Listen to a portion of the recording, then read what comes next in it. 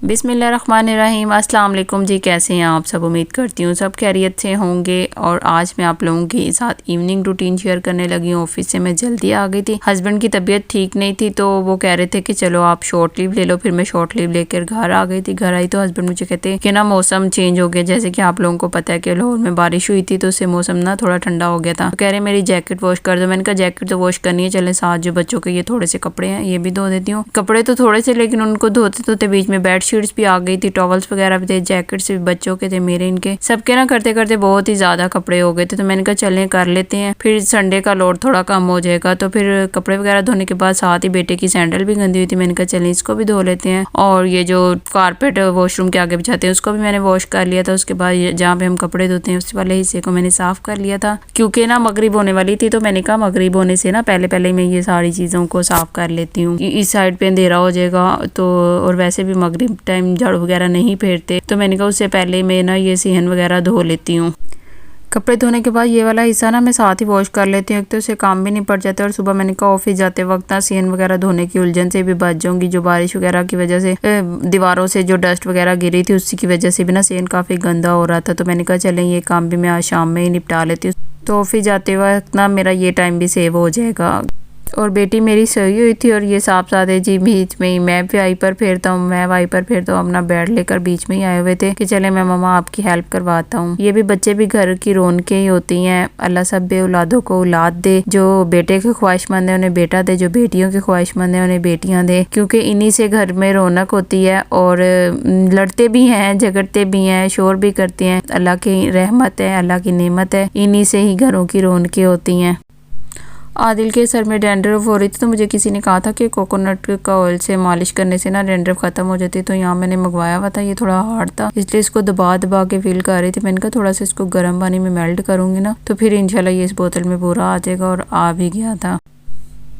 और जी अम्मी के घर गई हुई थी तो वहाँ पे ना अम्मी पकोड़े बना रही थी, तो कहती मैं पकोड़े बना दूँ। मैंने कहा नहीं, आप पकोड़ों का ना मिक्सचर मुझे दे दो, मैं घर जाके बच्चों को बना के दे दूंगी। लेकिन ना 2-3 दिन हो गए थे, मेरी बेटी कहती मम्मा पकोड़ों वाला नान खाना है। तो फिर रास्ते से पकोड़े तो घर ही बना रही हूँ, रास्ते से ना नान लेते हुए आए थे। वैसे तो इन चीज़ों के लिए बासी नान बेहतर रहता, लेकिन अब बासी नान था नहीं, तो ताज़ा नान के ऊपर ये मिक्सचर लगा के मैंने बच्चों को नान बना दिए थे। तो फिर ये हम लोगों ने तकरीबन 5-5:30 बजे खाए थे। तो रात का ना डिनर हम लोगों ने स्किप कर, पेट फुल था इससे, वैसे भी ये ना काफ़ी हैवी थे। तकरीबन ये 1.5 नान हमने और बच्चों ने खा लिया था। और अब यहाँ पे ना सिंपल सा मैंने इस मिक्सचर के ऊपर, नान के ऊपर इस मिक्सचर को लगा रही हूँ। नान के तमाम टुकड़ों के ऊपर मैंने इस मिक्सचर को लगा लिया और अब हम इसको डीप फ्राई करेंगे। बहुत ही खस्ता और क्रिस्पी से बनते हैं, इतने मज़े के बने थे, बच्चों ने इतना एंजॉय करके खाए हैं। एक साइड से जो जिस साइड पे मिक्सचर लगाया उस साइड को हम दूसरी दफ़ा में टर्न करेंगे, जो दूसरी पहले वाली साइड है उसको हम पहले टर्न करेंगे। और ये देखें कितने ये क्रिस्पी से और मज़े के बने हैं। तो बच्चों को मैंने सर्व किए थे रायते के साथ और बच्चों ने बहुत ही खुश होकर खाए थे।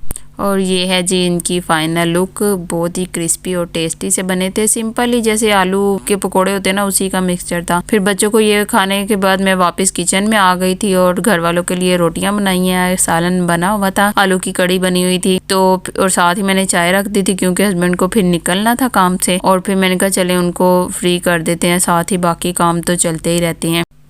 और एज़ यूजुअल यहाँ पे रोटियां पक चुकी हैं और सारे बर्तन वगैरह मैंने इस बड़ी टोकरी में रख ली। अब ये मैं नीचे दे आऊँगी। और जी सबने जब डिनर कर लिया तो उसके बाद आ जाती है किचन क्लीनिंग की बारी। काफ़ी थक गई थी लेकिन मैंने कहा नहीं करके रखते, वरना सुबह पे छोड़ा ना, एक तो किचन सारी रात मैसी रहेगा और खाने बर्तनों से भी बददुआएं लेने से बेहतर है कि मैं ना इस काम को अभी समेट लूँ। तो फिर इन सब बर्तनों को मैंने अच्छी तरह से वॉश किया, पहले इनको सादा पानी से निकाल लिया, उसके बाद साबुन लगाया और इन सब बर्तनों को वॉश किया। और अगर आप लोगों को मेरे व्लॉग से थोड़ी सी भी क्लीनिंग मोटिवेशन मिलती है, अच्छे लगते हैं, तो काइंडली मेरे व्लॉग को लाइक करें, शेयर करें, मेरे चैनल को सब्सक्राइब करें।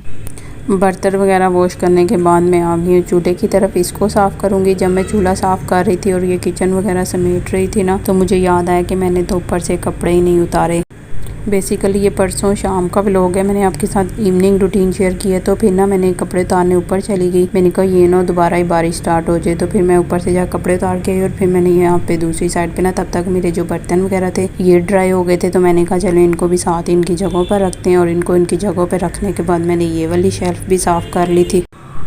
और सबसे लास्ट पे जी मैं यहाँ पे जो किचन है इसको वॉश कर लूँगी। इसका फ़र्श रात में ही वॉश हुआ हो ना तो सुबह, क्योंकि बच्चे उठ के भी मेरे साथ किचन में आने लग जाते तो साफ़ हुआ हो ना तो फिर किचन की गिरी हुई चीज़ों के पाँव कमरे में नहीं जाते, तो इसलिए मैं इसको भी अभी रात में ही वॉश कर लूँगी। और साथ ही यहाँ पे वाइपर से ही ड्राई कर लूँगी। तपड़ी वगैरह ना मैं अब सुबह ही फेरूँगी, क्योंकि ना ये काम करते हुए मैं बहुत ज़्यादा ही थक गई थी। और यहाँ पर अल्हम्दुलिल्लाह जी सारा किचन वगैरह मेरा क्लीन हो चुका है और कपड़े मैंने यहाँ पर फैला दिए ताकि रात में ये ड्राई हो जाए। बस यही था मेरा व्लॉग, मुझे इजाज़त दीजिए। अल्लाह हाफिज़।